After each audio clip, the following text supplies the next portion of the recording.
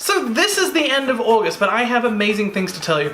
Essentially, like every single month, Netflix are taking off a series of shows and movies. And while I've warned you in the past about this before, I'm gonna list all the stuff that they're taking off and all the stuff that they're gonna put on. So let's have a look at that list.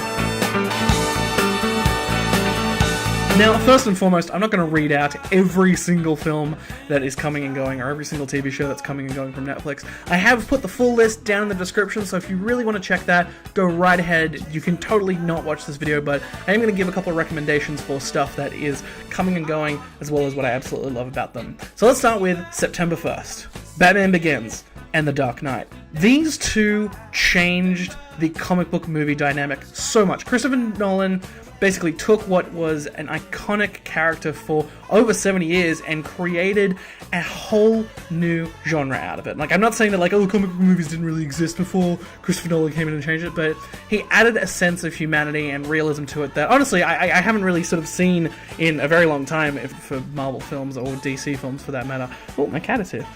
Casino by Martin Scorsese. Definitely the longest, I'm pretty sure it's the longest Martin Scorsese film, but an absolutely amazing testament to cinema.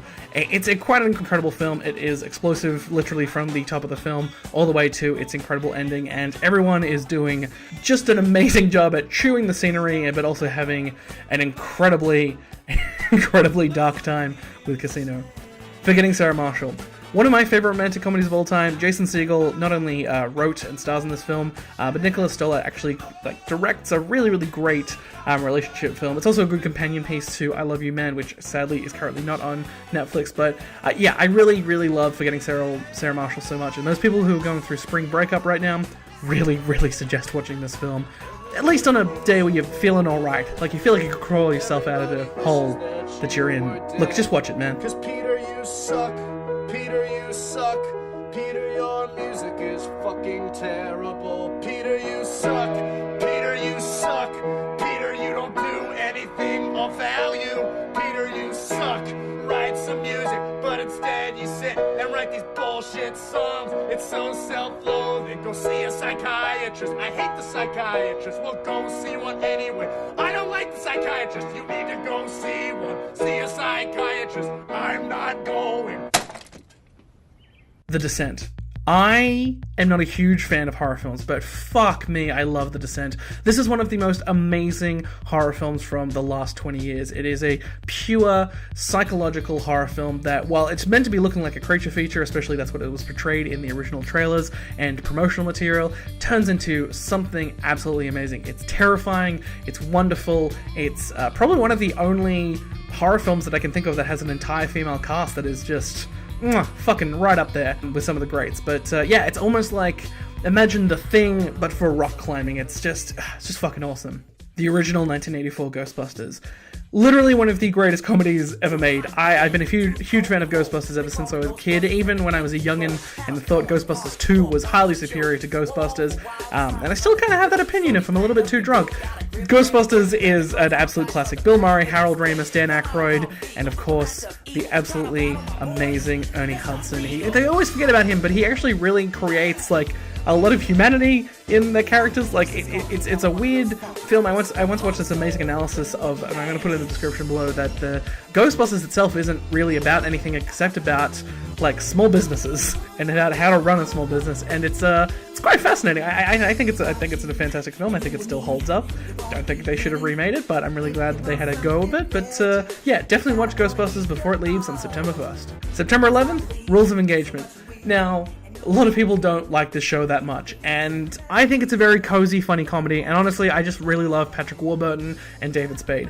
They're two very underrated comedic actors, and they both have been in sitcoms for a very long time, so it's really, really cool to see them sort of work together in a show like this. Obviously, they're not the main couple in the show.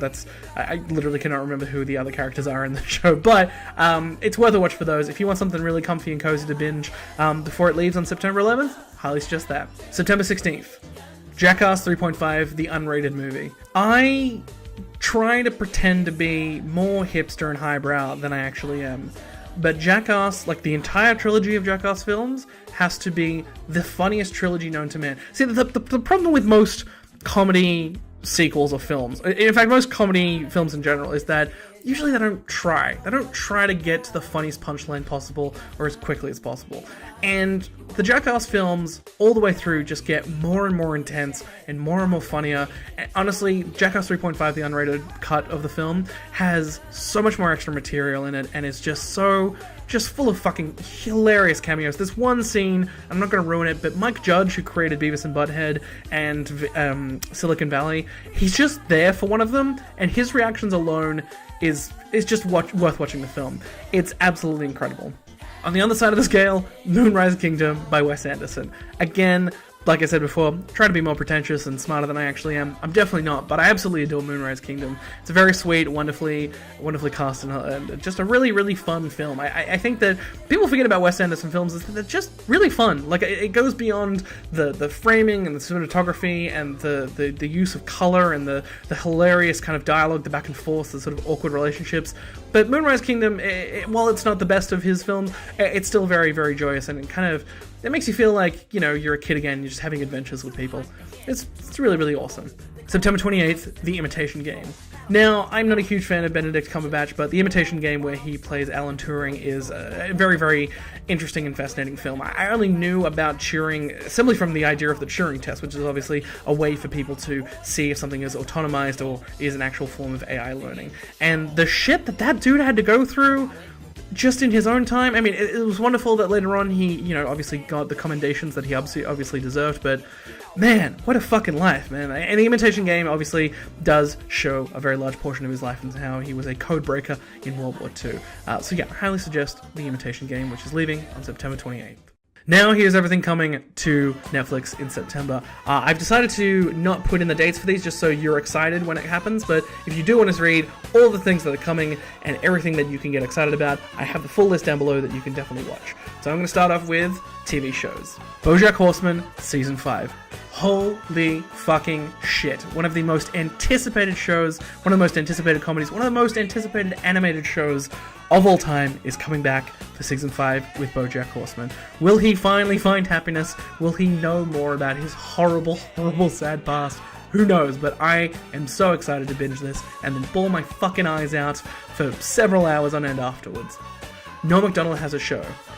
I've been a fan of Norm Macdonald since I remember downloading old episodes of SNL from Winamax. I don't know if anybody remembers Winamax, but Winamax was like LimeWire or Kazaa, except without as many viruses. Well, they had less viruses from what I would remember downloading.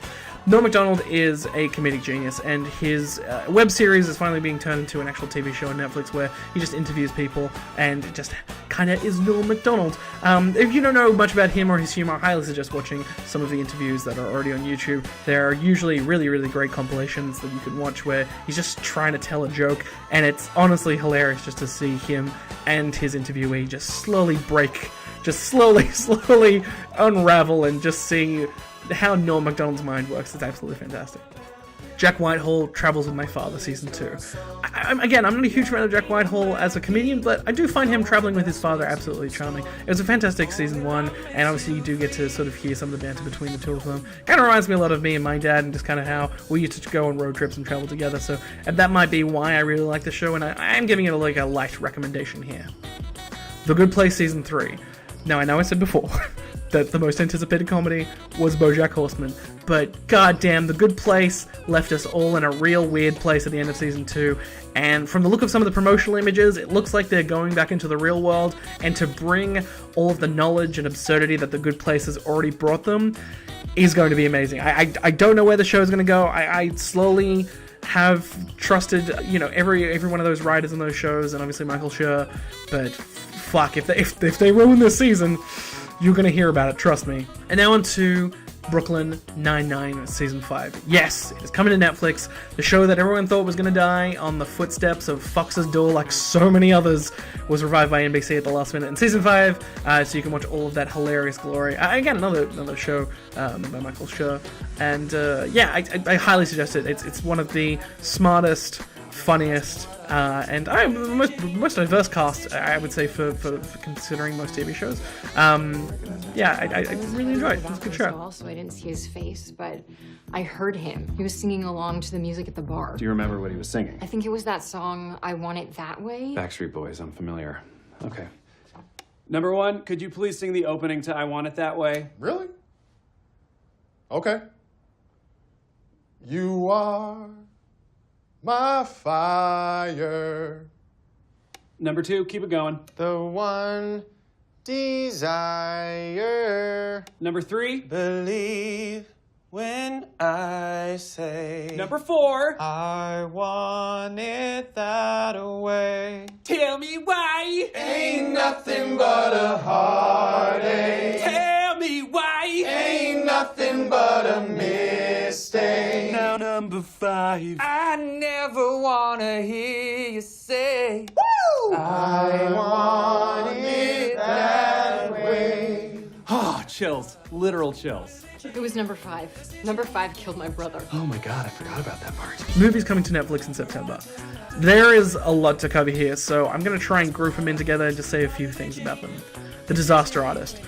Possibly, while not entirely factual, especially if you've read The Disaster Artist, the book, and kind of read interviews about Tommy Wiseau and Greg Sestero and their relationship, probably one of the best films I saw last year, and I was anticipating it for over 2 years. It's absolutely fascinating to see James Franco get into the character of Tommy Wiseau, but the true heart of the film is Dave Franco as Greg Sestero.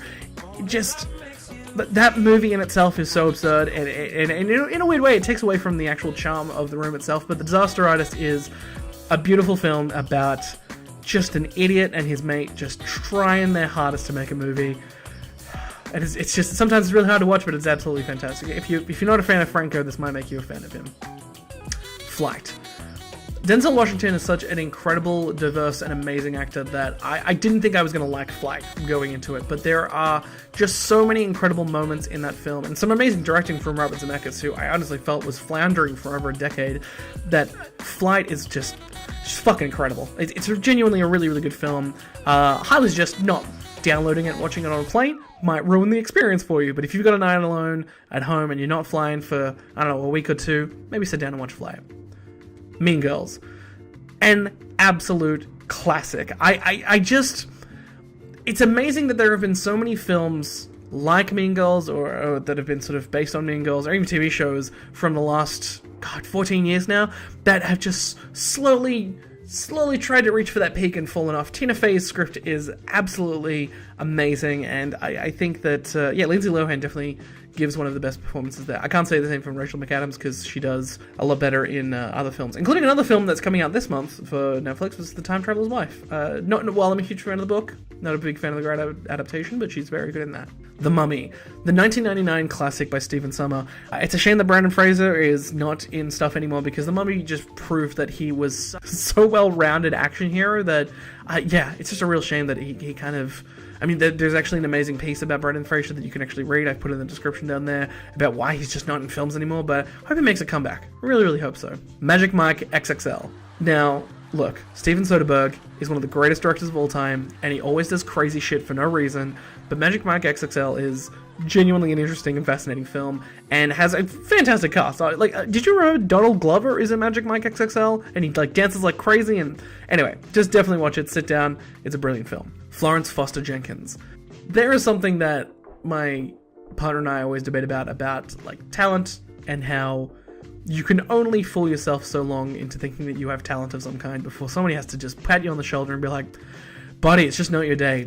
Florence Foster Jenkins is a beautiful film where Hugh Grant and Meryl Streep play husband and wife, and Meryl Streep just can't sing, and Hugh Grant just pays for a lot of singing lessons and just wants he just wants his wife to be happy, to be honest. And it's an absolutely brilliant film. It's some of the best work that I've seen Hugh Grant do in a long time. Maybe definitely not the best Meryl Streep film, but it is definitely a very, very fun watch about talent and hope, and how we all have those dreams that we want to believe in. 8 Mile. Still the best acting Eminem has ever done today. I know it's kind of, he's just playing himself, but that film by Curtis Hanson, I rest in peace, it's actually amazing. It still sort of holds up over time. Again, Lose Yourself is obviously an Oscar-winning song, but yeah, 8 Mile is weirdly underrated, especially for a film about not much more than a man who's just trying to get out of his shitty trailer life and not have to deal with bullshit anymore. It's a very white guy tale, what I'm saying. Another white guy tale, Billy Madison. Again, another classic that very lowbrow, but absolutely brilliant. I can't recommend Billy Madison enough. It was from a time when everybody loved Adam Sandler, and that kind of kept going until around about, I want to say, Click. Oh no, there was like a bunch of other. Oh god. Oh no. Look at all these other films he did. Oh, was Click the last good film? Oh no, he did the one with the Noah Baumbach. Oh yeah, that was good. You can watch that. That's on Netflix. That's a Netflix original, baby. Yeah, watch that. That's pretty good. The Truman Show. What network was in the 70s, if you know the film network, was so prophetic about the way that we would treat personalities and popular culture now, essentially. The Truman Show just paved an incredible way for reality TV, but with such heart and beauty that, again, one of Jim Carrey's greatest performances. I don't think it's his best, but I just so good. Just absolutely fantastic. Watchmen. I think this may be one of the most underrated comic book movies of all time, and it is a film that I go back to time and time again, just wondering, is it good? Is it good? Is it still good? And then I remember like the first 10 minutes of it, and I'm like, I keep crying during Bob Dylan's These Times Are A-Changin'. And yeah, I can't recommend this enough. It is a brilliant film, and probably one of Zack Snyder's best. Paddington 2. Look, there is like a general meme around film Twitter, which I only kind of started to figure out a couple weeks ago, that, look, Paddington 2 may be the most greatest wholesome movie ever made, and the fact that it's coming to Netflix is possibly the greatest thing that you've ever heard. You should watch Paddington 2, you should buy all of the Paddington stuff, you should buy all the Paddington books. I don't know how to make of this meme, but people are really obsessed with Paddington. Back to the Future Part 2. What I was saying before about comedies and sequels, Back to the Future Part 2 is, while not funnier than the first film, it's definitely way more exciting and kind of tweaks more of the sci-fi elements of it. It really made me absolutely fascinated with time travel and alternate realities as a kid. I mean, because of that, Back to the Future 2, I pretty much watched 3 seasons of Sliders thinking that it was going to be better. Spoilers, it's not. But again, I really think that Back to the Future 2 is absolutely amazing, and it's... how would I rank it? You would have to go... Would it have to go 1, 2, 3 or 2, 1, 3? All I know is I don't like the third one that much.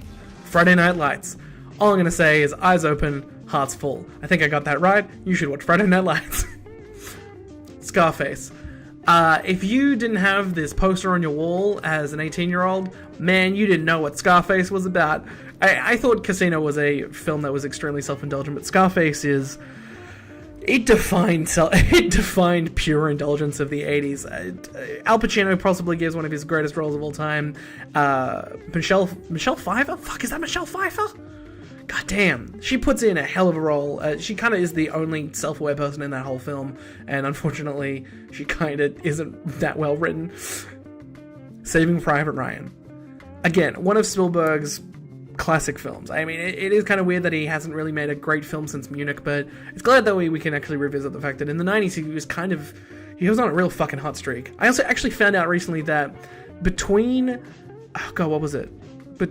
Jurassic Park and Saving Private Ryan, Spielberg went back to like film school or some shit, and he like gave Schindler's List as his final film. Imagine being in that fucking class and Steven Spielberg hands in Schindler's. Anyway, this isn't about Schindler's List. Saving Private Ryan possibly has the most action-packed 15 minutes opening of any sort of film, and it is tragic and heartbreaking to watch in any capacity. It is a film which is about history and just standing up for yourself as a man, and it's a very dark and absolutely amazing film. It's one of those watchable films that, I mean, back before Netflix, if it was on TV, I knew that I was going to be sitting my ass down for 3 hours to be watching this whole thing.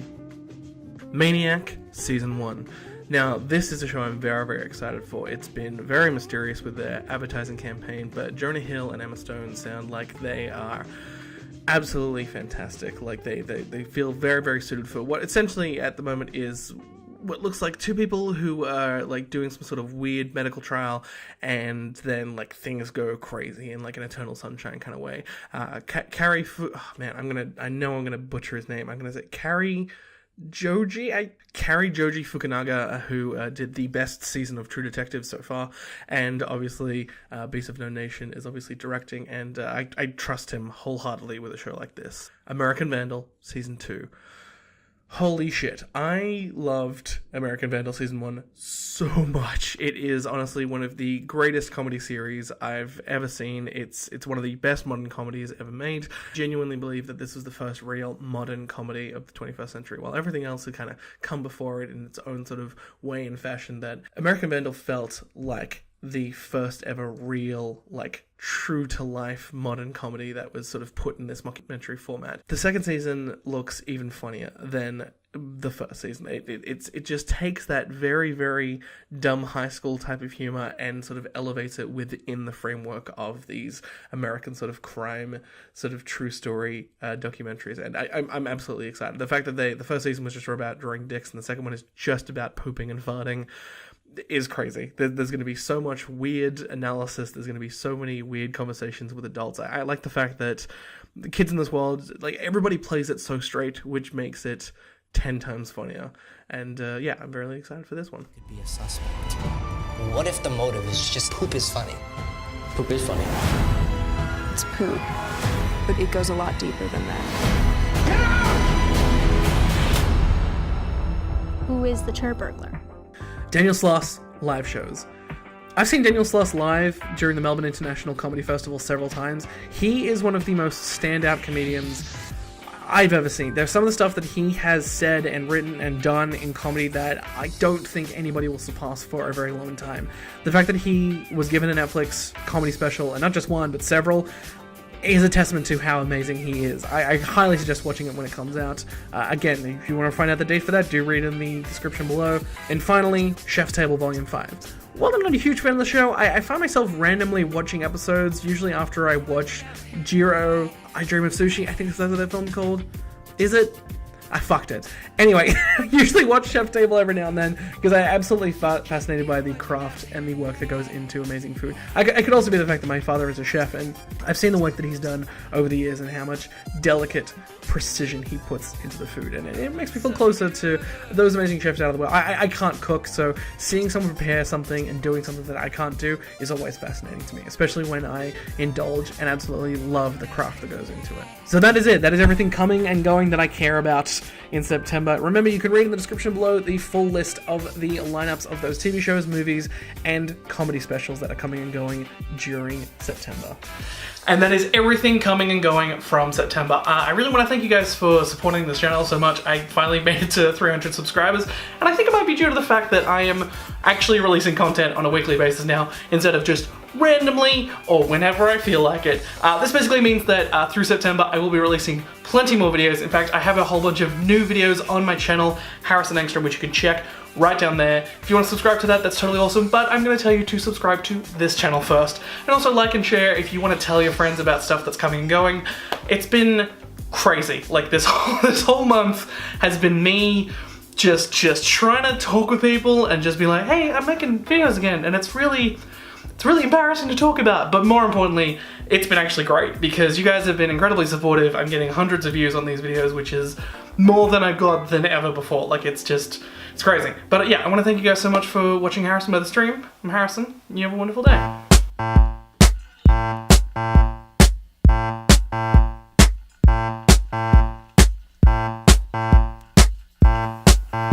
Good.